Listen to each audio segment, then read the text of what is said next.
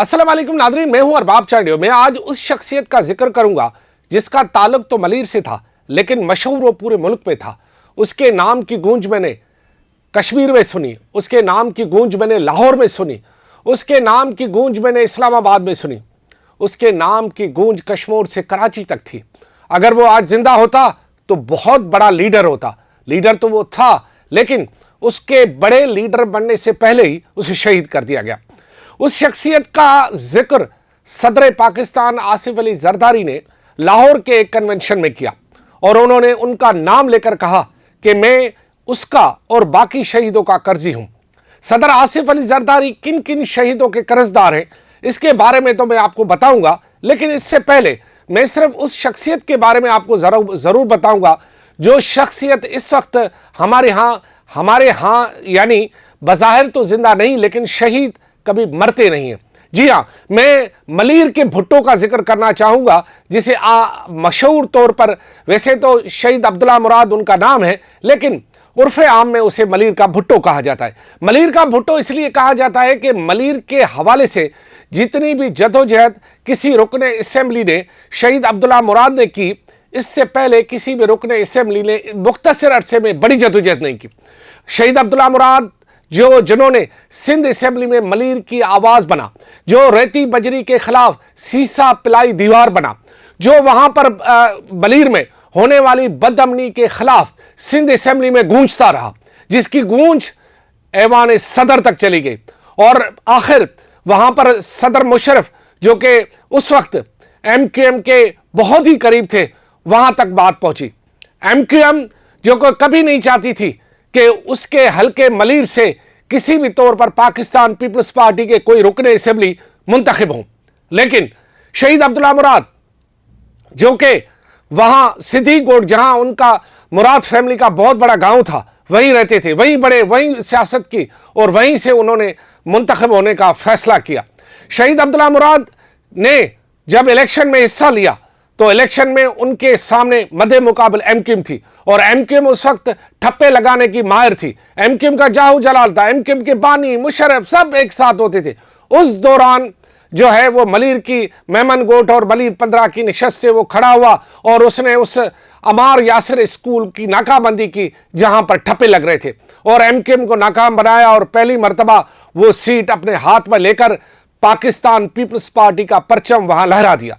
उसके बाद वो सिंध असेंबली में पहुंचा।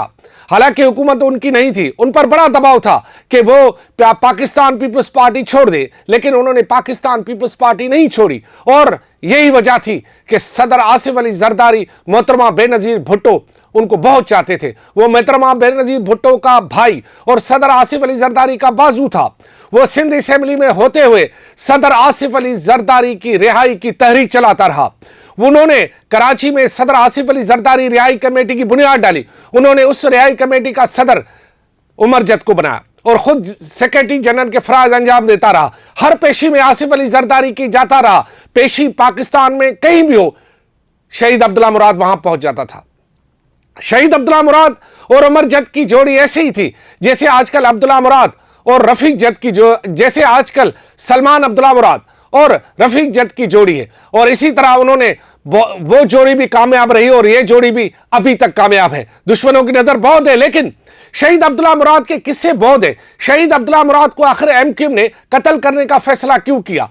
वो उस वक्त वो दौर आया जब शहीद अब्दुल्ला मुराद को सिंध असेंबली में रोका न जा सका, जब सिंध असेंबली में वो धरने भी देता रहा, आवाज भी बनता रहा। कदावर शख्सियत, चौड़ी छाती वाला शहीद अब्दुल्ला मुराद, जब वहां पर उसकी आवाज बंद न हुई तो फिर एक मौका ऐसा आया जब मलीर में एक बड़ा वाकया होता है। मलीर मेमन गोट में हाजरा और शशि को अगवा करके उन्हें बेदर्दी से बच्चियों को कत्ल किया जाता है। उस पर सरापा एहतजाज हो जाता है शहीद अब्दुल्ला मुराद, क्योंकि उनका हल्का मेमन गोट था। वो वहां पर जो है उनकी आवाज बनता है, मजलूमों के साथ खड़ा होता है। तो उस वक्त MQM को आंखों में मिर्ची लग जाती है और वो शहीद अब्दुल्ला मुराद को कत्ल करने का प्लान बनाते हैं। और उसी दौरान जो है MQM के बानी ने यह हुक्म दिया कि अब इनको नहीं छोड़ना है। लेकिन इस दौरान एक और इसमें मोड़ आता है कि साबिक गवर्नर इशरत अली इबाद खान ने कहा कि ये हमारे कारकुन के बच्चे थे, ये जो शहीद हुई ये फैमिली, ये हमारे कारकुन थे, एमक्यूएम के कारकुन थे। और उन्होंने वहां पर जो है बारिजो कबीले को इस बात पे राजी किया, जो कि कई अरसे से मेमनगोट में आबाद थे। हालांकि बारिजो कबीले का ताल्लुक जिला कंबर से है, लेकिन वो यहाँ आबाद थे और इनको यहाँ से एमक्यूएम ने किसी तरह राजी किया कि वो ये कहें कि हम एमक्यूएम के कारकुन हैं। और फिर गवर्नर ने ये प्लान बनाया कि वो वहां जाकर उनसे ताजियत करेंगे। उसी दौरान शहीद अब्दुल्ला मुराद ने अपने हल्के मेमनगोट और मलीर में हड़ताल करा दी और नाकाबंदी कर दी और ऐलान किया कि किसी सूरत में गवर्नर सिंध को मेमनगोट में दाखिल होने नहीं दिए गए।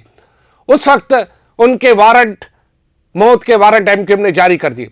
और उसके बाद जब वो एक दिन घर से निकलते हैं तो काला बोर्ड में अपने घर के सामने ही उसे शहीद कर दिया जाता है। उसके साथ उनके ड्राइवर भी शहीद हो जाते हैं।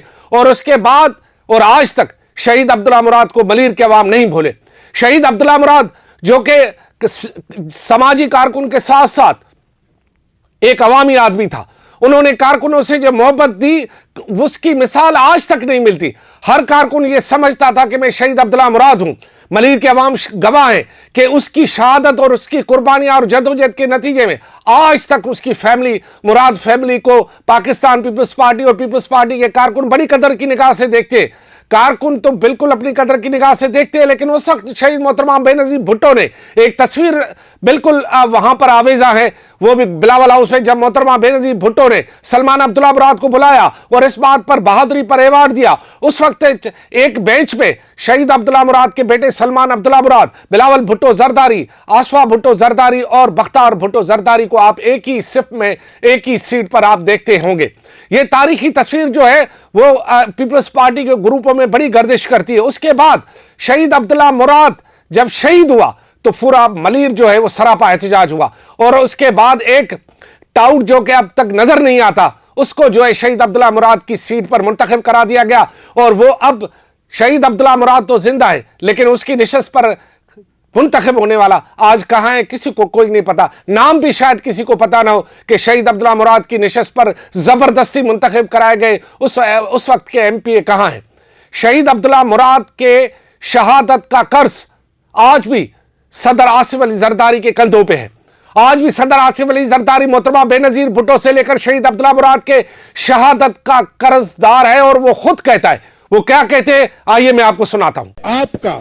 आपके ईमान का मुझ पे, आपका शहीद जुल्फकार अली भुट्टो का, ये सलमान मुराद का बेटा बैठा है, इसके बाप को शहीद कर दिया गया, इसका भी मुझ पे कर्ज है, इसका भी मुझ पे कर्ज है कि मैं सोचूं कि मेरा वर्कर है, इसका बेटा है, ये आज तक पीपल्स पार्टी का झंडा अपने घर पे लगाए हुए है, मलीर कराची से इसका ताल्लुक है। इस तरह हर जगह मेरे पास शहीद हैं, उन शहीदों का मुझ पे कर्ज है, उन शहीदों का मुझे उसका सोचना है, चाहे वो लियारी हो, पख्तूनख्वा हो, या वो कश्मीर हो, या वो बलोचिस्तान हो, या वो पंजाब हो, हर जगह पिंडी में हमारे पंजाब के।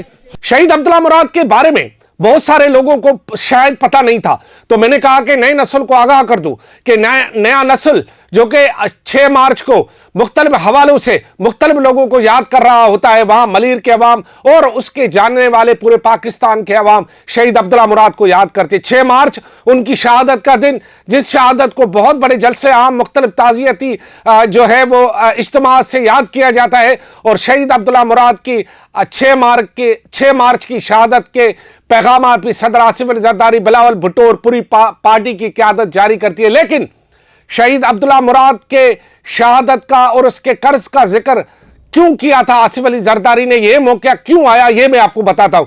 जब लाहौर में एक तकरीब हुई और उस तकरीब में मखदूम अमीन फ़हीम ने कुछ जिक्र किया, तो आसिफ अली जरदारी ने उनके सामने यह कहा कि मखदूम साहब आप क्या बात करते हैं, मैं आप क्या कहते हैं, मैं तो शहीदों का बड़ा कर्जदार हूं। ये सलमान अब्दुल्ला मुराद बैठा है, इसका कर्ज अभी तक मैं नहीं उतार सका, इसका ताल्लुक मलीर से। उन्होंने बहुत सारे शहीदों का जिक्र किया और आज उन्हीं शहीदों की वजह से पाकिस्तान पीपल्स पार्टी जिंदा है, उन्हीं शहीदों की वजह से पाकिस्तान पीपल्स पार्टी जिंदा है। और अगर मलीर में जिंदा है तो मलीर के भुट्टो की वजह से जिंदा है, मोहतरमा की शहादत की वजह से जिंदा है, शहीद जुल्फकार अली भुट्टो की शहादत की वजह से जिंदा है। लेकिन बिलावल भुट्टो साहब को यह याद करना चाहिए कि शहीदों के वर्सा को जितना भी मान मिल सके वो देना चाहिए, क्योंकि शहीद ही होते जो आपकी पार्टी को जिंदा रखते हैं। और मलीर का भुट्टो आज भी जिंदा है, और जैसे कि गढ़ी खुदाबख्श का भुट्टो जिंदा है, इस तरह मलीर का भुट्टो भी आज जिंदा है। आज 6 मार्च शहीद अब्दुल्ला मुराद के वर्सा और उनके जो लवाकिन हैं और उनके चाहने वाले आज उन्हें याद कर रहे हैं। मैं सिर्फ ये बताना चाह रहा था कि शहीद अब्दुल्ला मुराद ने अपने पूरी जदोजहद अपनी पार्टी से वफादारी के तौर पर गुजारी। एक मौका ऐसा भी आया जब उसकी घर वालों को यह पता चला कि शहीद अब्दुल्ला मुराद पर यह दबाव है कि वो पार्टी छोड़ दे, मुशर्रफ और मुख्तलिफ अरबाब गुलाम रहीम और दीगर रजीम्स की जानिब से, और उससे पहले जो अली मोहम्मद रजीम थी उसकी जानिब से। लेकिन उन्होंने अपने घर वालों से बात की तो घर वालों ने, उनके दादा जो अभी तक हयात नहीं है, दादी जो हयात नहीं है, उन्होंने और घर वालों ने कहा कि आप डट जाए, हम मोहतरमा बेनज़ीर भुट्टो से कभी भी बेवफाई नहीं कर सकते। और उन्होंने मोहतरमा बेनज़ीर भुट्टो से वफादारी निभाई, वफा ऐसी की कि जान कुर्बान कर दी, लेकिन किसी भी सूरत पर समझौता नहीं किया। ना मुशर्रफ के सामने झुका, ना बानी एमकेएम के सामने झुका, ना उन दहशतगर्दों के सामने झुका।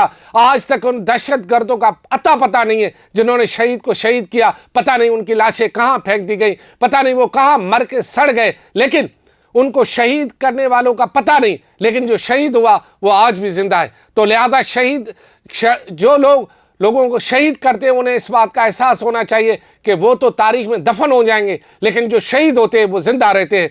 और सलमान अब्दुल्ला मुराद, इस बात पर फख्र होना चाहिए तुम्हें कि तू शहीद अब्दुल्ला मुराद का बेटा है। नोमान तुम्हें फख्र होना चाहिए, अरसलान तुम्हें फख्र होना चाहिए, और कामरान तुम्हें भी फख्र होना चाहिए कि आप जो है शहीद अब्दुल्ला मुराद के बेटे हो। और शहीद जिंदा होते हैं, वो आज भी आपके साथ है, उन दोस्तों के साथ है जिनके साथ उनके बड़े रवाबित थे। मैं मजीद आपका वक्त नहीं लूँगा क्योंकि शहीद के बारे में बहुत सारे किस्से मेरे सीने में दफन है। अगर जिंदा रहा तो अगले 6 मार्च को ज़रूर बताऊँगा। तब तक इजाज़त दें।